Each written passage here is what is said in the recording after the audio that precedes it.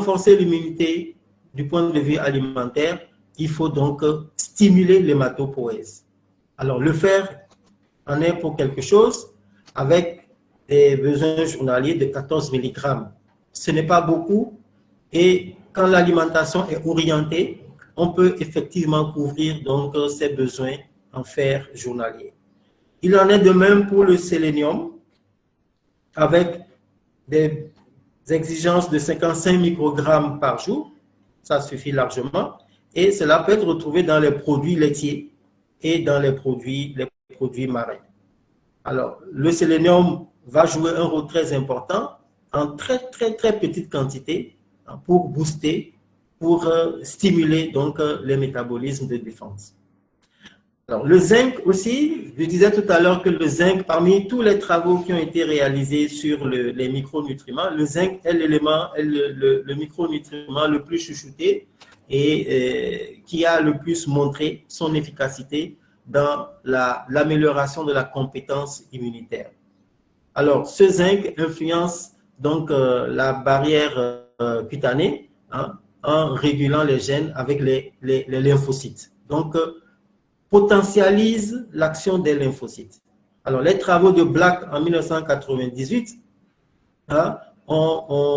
sont ces travaux-là que nous citons en exemple et pour montrer que les travaux scientifiques préalables, quand on visite l'état de l'art, ont suffisamment démontré que le zinc donc, est un bon micronutriment pour accompagner les affections bactériennes et comme les affections virales.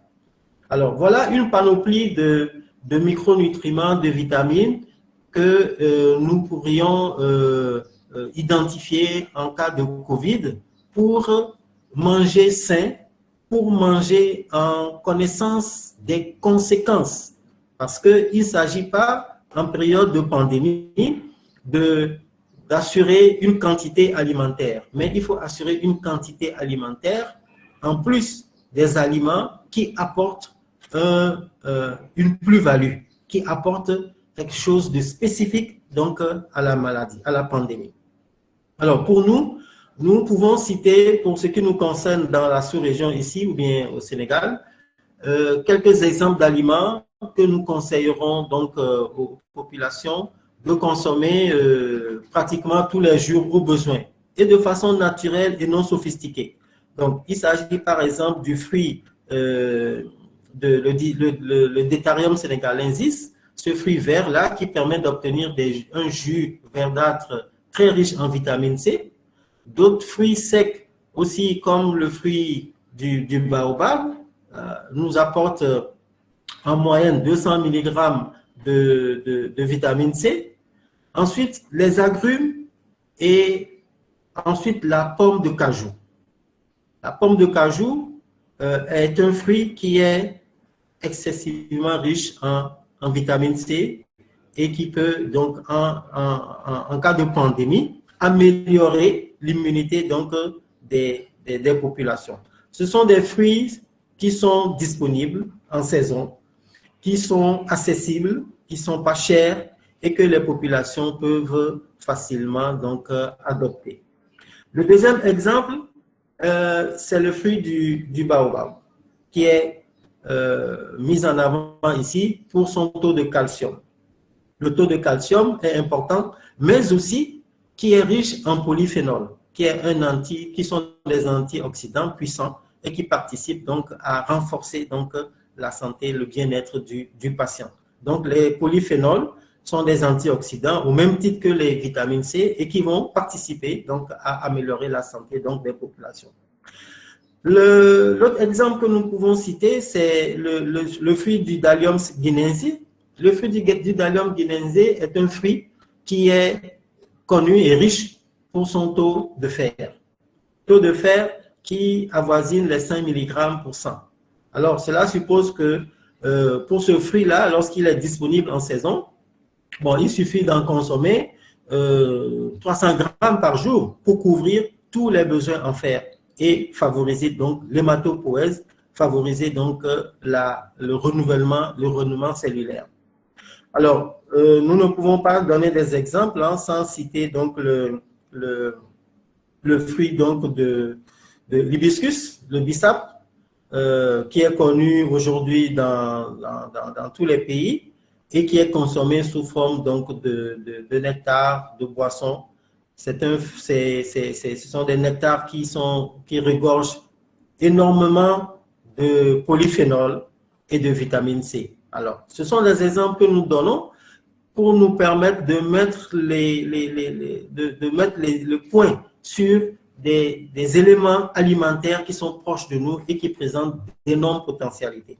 Et parmi ces différents aliments, nous ne pouvons pas passer sous silence les feuilles de Moringa oleifera.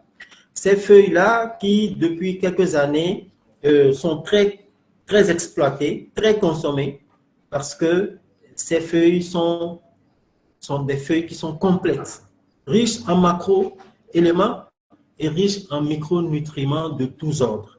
Alors, les feuilles de moringa sont des feuilles qui sont disponibles. C'est une plante qui pousse, oleifera qui pousse sous nos régions et qui pousse un peu partout. Les feuilles peuvent être séchées, broyées et utilisées quotidiennement. Quotidiennement pour apporter les micronutriments nécessaires, le fer, le sélénium et le zinc aux populations. Alors, ces différents produits alimentaires, pour apporter une réponse immunitaire, doivent pouvoir être consommés sous plusieurs formes.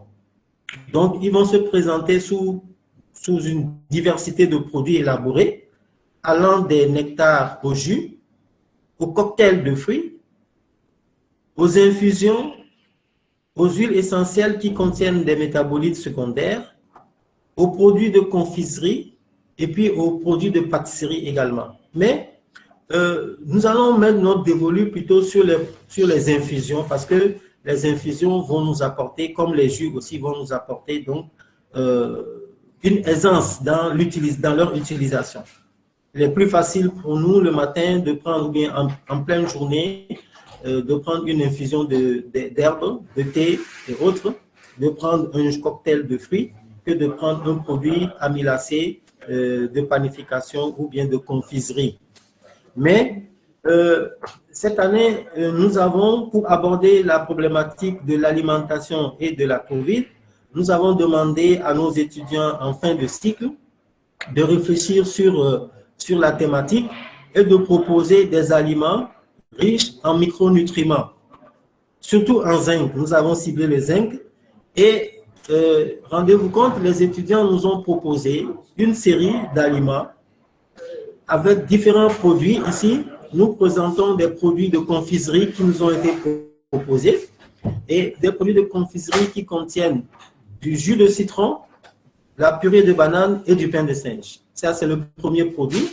Le deuxième produit a été fait avec la purée de carottes et de la noix de cajou. Ces produits de confiserie, à l'analyse, ont révélé des taux plus ou moins importants de zinc, alors que les exigences journalières tournent autour de 10, et dans ces produits de confiserie, on est à 5 mg pour 100 grammes. Bon, évidemment, on ne mangera pas 200 grammes de produits de confiserie pour combler l'apport en journalier en zinc, mais c'est quand même une source en zinc qui est non négligeable. Le deuxième exemple qui nous a été proposé, c'est un produit de pâtisserie, donc à base de mil, de fruits de baobab et avec une incorporation de feuilles de moringa. Nous parlions des feuilles de moringa tout à l'heure, et ce mélange, cette formulation a permis d'obtenir ce petit gâteau, ce petit gâteau de pâtisserie qui contient donc des taux importants en vitamine C de l'ordre de 120 mg pour 100 et en zinc un peu moins, c'est-à-dire 2,5 mg pour 100, c'est déjà bien.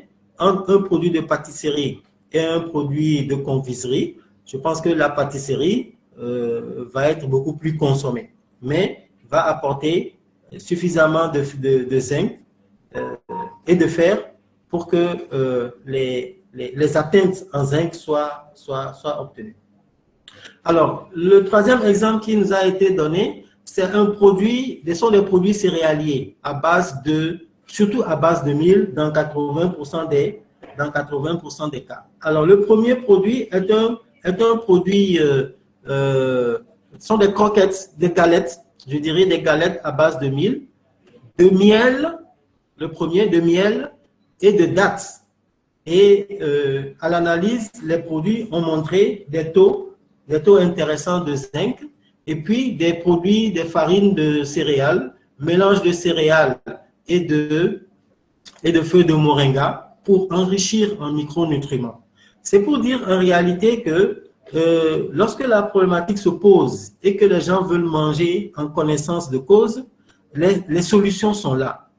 Les solutions sont là et les formulations sont aussi faciles puisque le génie agroalimentaire permet donc d'utiliser les procédés nécessaires pour préserver les nutriments et offrir donc une diversité de produits. Nous l'avons vu tout à l'heure, allant des jus, des nectars, aux produits pâtissiers, aux produits de confiserie, jusqu'aux aliments les plus complexes.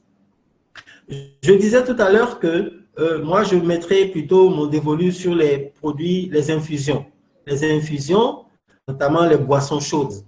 Les boissons chaudes à base de produits contenant des métabolites secondaires importants qui ont déjà suffisamment apporté leurs preuves. Prenons l'exemple du thym pour sa composition.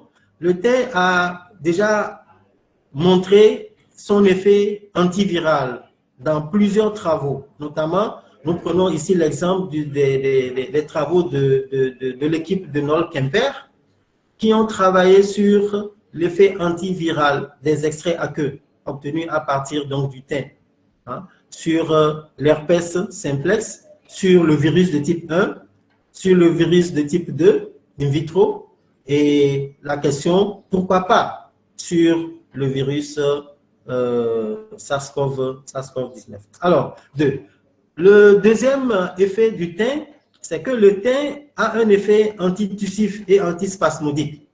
Nous savons que les manifestations de la COVID-19 sont des manifestations qui atteignent le système respiratoire. Alors, quand on a un effet antitussif, les premiers signes de la maladie peuvent être éliminés avec les boissons chaudes. Ces boissons chaudes peuvent avoir un effet antiviral et en plus un effet antitussif. Nous prenons ici le cas du thym, mais je rappelle que une plante de notre écosystème, le